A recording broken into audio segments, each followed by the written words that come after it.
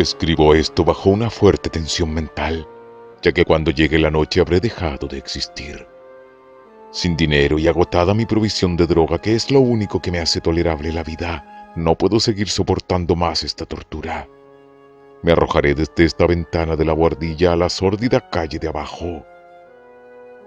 Pese a mi esclavitud a la morfina, no me considero un débil ni un degenerado. Cuando haya leído estas páginas atropelladamente garabateadas, quizás se hagan idea, aunque no del todo, de por qué tengo que buscar el olvido o la muerte. Fue en una de las zonas más abiertas y menos frecuentadas del anchuroso Pacífico, donde el paquebote en el que iba yo de sobrecargo cayó apresado por un corsario alemán. La Gran Guerra estaba entonces en sus comienzos y las fuerzas oceánicas de los hunos aún no se habían hundido en su degradación posterior. Así que nuestro buque fue capturado legalmente y nuestra tripulación tratada con toda la deferencia y consideración debidas a unos prisioneros navales. En efecto, tan liberal era la disciplina de nuestros opresores que 5 días más tarde conseguí escaparme en un pequeño bote con agua y provisiones para bastante tiempo. Cuando al fin me encontré libre y a la deriva, tenía muy poca idea de cuál era mi situación. Navegante poco experto, solo sabía calcular de manera muy vaga por el sol y las estrellas que estaba algo al sur del Ecuador. No sabía en absoluto en qué longitud y no se divisaba isla ni costa algunas. El tiempo se mantenía bueno y durante incontables días navegué sin rumbo bajo un sol abrasador, con la esperanza de que pasara algún barco o que me arrojaran las olas a alguna región habitable. Pero no aparecían ni barcos ni tierra y empecé a desesperar en mi soledad, en medio de aquella ondulante e ininterrumpida inmensidad azul.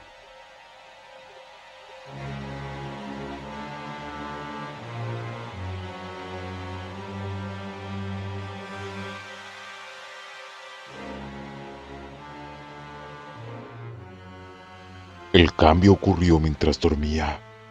Nunca llegaré a conocer los pormenores porque mi sueño, aunque poblado de pesadillas, fue ininterrumpido. Cuando desperté finalmente, descubrí que me encontraba medio succionado en una especie de lodazal viscoso y negruzco que se extendía a mi alrededor con monótonas ondulaciones hasta donde alcanzaba la vista, en el cual se había adentrado mi bote cierto trecho.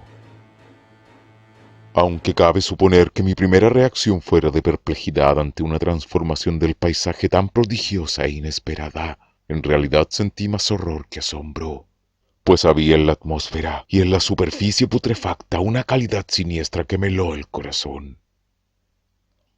La zona estaba corrompida de peces descompuestos y otros animales menos identificables que se veían emerger en el cieno de la interminable llanura. Quizá no deba esperar transmitir con meras palabras la indecible repugnancia que puede reinar en el absoluto silencio y la estéril inmensidad. Nada alcanzaba a oírse, nada había a la vista, salvo una vasta extensión de légamo negruzco. Si bien la absoluta quietud y la uniformidad del paisaje me producían un terror nauseabundo. El sol ardía en un cielo que me parecía casi negro por la cruel ausencia de nubes. Era como si reflejase la ciénaga tenebrosa que tenía bajo mis pies. Al meterme en el bote encallado, me di cuenta de que sólo una posibilidad podía explicar mi situación. Merced a una conmoción volcánica, el fondo oceánico había emergido a la superficie, sacando a la luz regiones que durante millones de años habían estado ocultas bajo insondables profundidades de agua. Tan grande era la extensión de esta nueva tierra emergida debajo de mí, que no lograba percibir el más leve rumor de oleaje, por mucho que aguzaba el oído. Tampoco había aves marinas que se alimentaran de aquellos peces muertos. Durante varias horas estuve pensando y meditando, sentado en el bote que se apoyaba sobre un costado y proporcionaba un poco de sombra al desplazarse el sol en el cielo. A medida que el día avanzaba, el suelo iba perdiendo pegajosidad, por lo que en poco tiempo estaría bastante seco para poderlo recorrer fácilmente.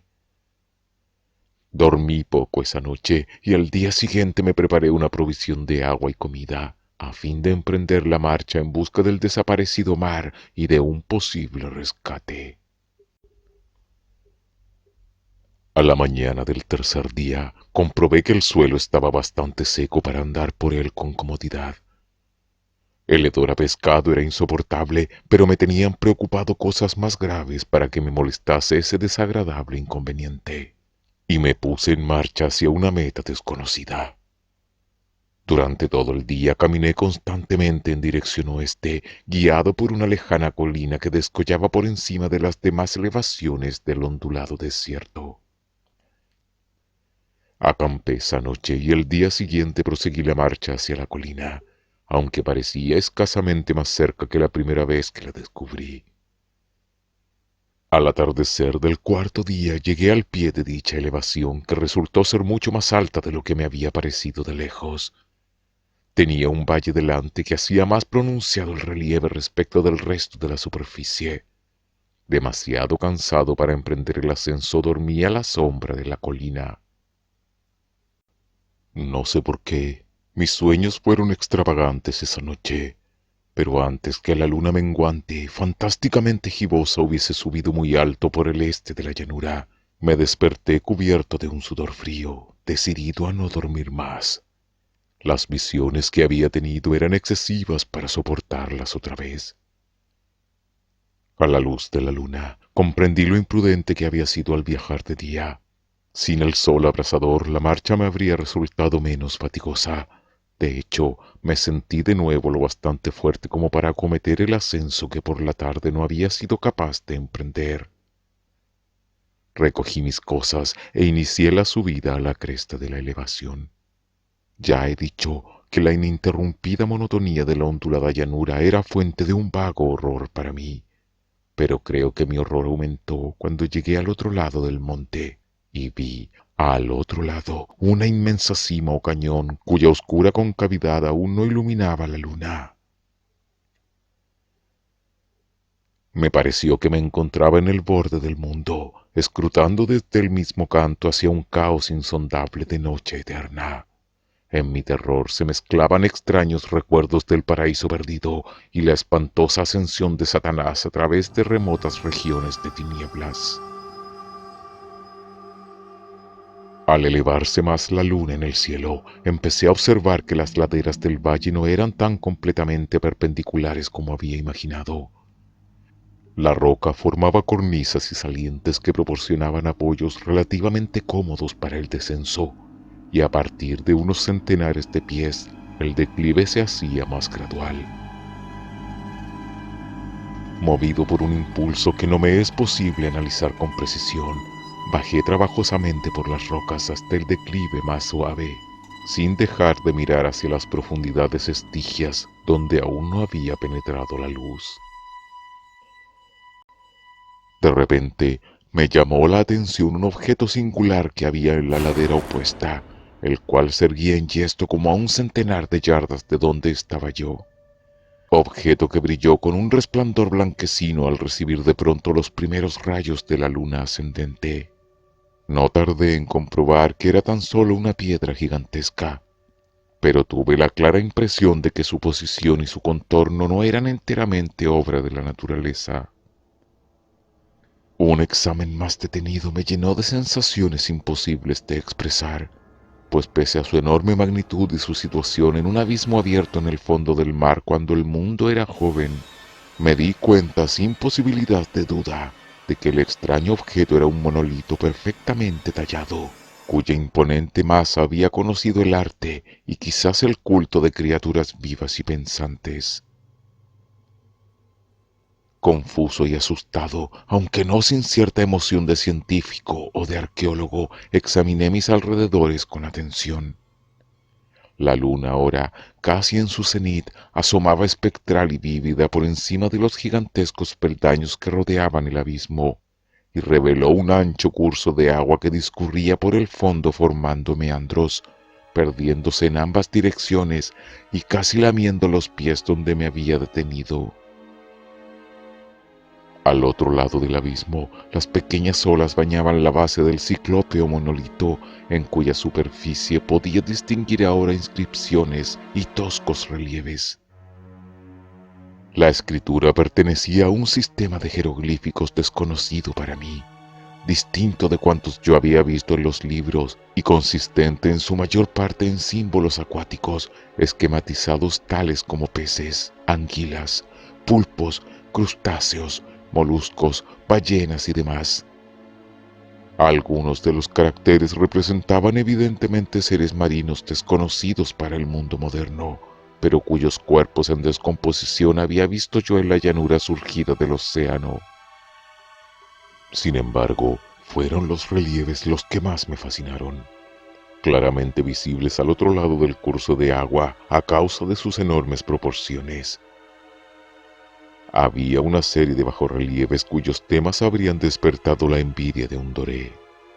Creo que estos seres pretendían representar hombres, al menos cierta clase de hombres, aunque parecían retozando como peces en las aguas de alguna gruta marina o rindiendo homenaje a algún monumento monolítico bajo el agua también. No me atrevo a descubrir con detalle sus rostros y sus cuerpos, ya que el mero recuerdo me produce vaídos. Más grotescos de lo que podría concebir la imaginación de un Poe o de un Bulwer, eran detestablemente humanos en general, a pesar de sus manos y pies palmeados, sus labios espantosamente anchos y flácidos, sus ojos abultados y vidriosos, y demás rasgos de recuerdo menos agradable. Curiosamente, parecían cincelados sin la debida proporción con los escenarios que servían de fondo, ya que uno de los seres estaba en actitud de matar a una ballena de tamaño ligeramente mayor que él. Observé, como digo, sus formas grotescas y sus extrañas dimensiones, pero un momento después decidí que se trataba de dioses imaginarios de alguna tribu pescadora o marinera, de una tribu cuyos últimos descendientes debieron de perecer antes de que naciera el primer antepasado del hombre de Piltdown o de Neandertal. Aterrado ante esta visión inesperada y fugaz de un pasado que rebasaba la concepción del más atrevido antropólogo, me quedé pensativo mientras la luna bañaba con misterioso resplandor el silencioso canal que tenía ante mí. Entonces, de repente lo vi. Tras una leve agitación que delataba su ascensión a la superficie, la entidad surgió a la vista sobre las aguas oscuras. Inmenso, repugnante, aquella especie de Polifemo saltó hacia el monolito como un monstruo formidable y pesadillesco, y lo rodeó con sus brazos enormes y escamosos, al tiempo que inclinaba la cabeza y profería ciertos gritos acompasados. Creo que enloquecí entonces. No recuerdo muy bien los detalles de mi frenética subida por la ladera y el acantilado, ni de mi delirante regreso al bote varado. Creo que canté mucho y que reí insensatamente cuando no podía cantar. Tengo el vago recuerdo de una tormenta. Poco después de llegar al bote, en todo caso, sé que oí el estampido de los truenos y demás ruidos que la naturaleza profiere en sus momentos de mayor irritación. Cuando salí de las sombras, estaba en un hospital de San Francisco. Me había llevado allí el capitán del barco norteamericano que había recogido mi bote en medio del océano. Hablé de muchas cosas en mis delirios, pero averigüé que nadie había hecho caso de las palabras. Los que me habían rescatado no sabían nada sobre la aparición de una zona de fondo oceánico en medio del Pacífico, y no juzgué necesario insistir en algo que sabía que no iban a creer.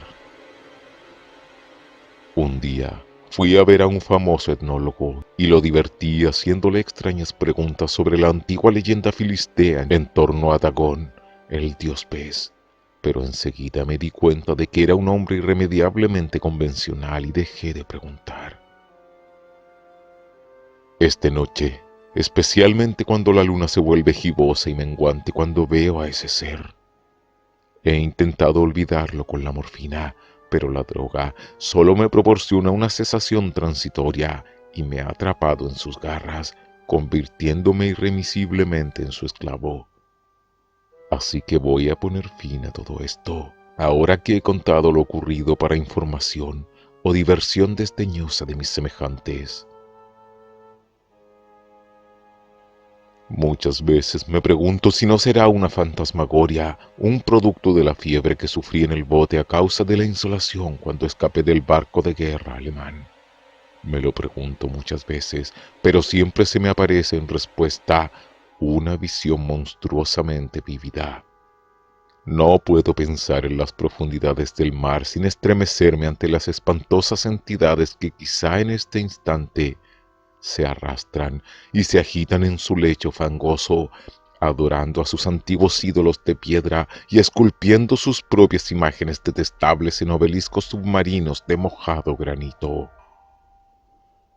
Pienso en el día en que emerjan de las olas y se lleven entre sus garras de vapor humeantes a los endebles restos de una humanidad exhausta por la guerra.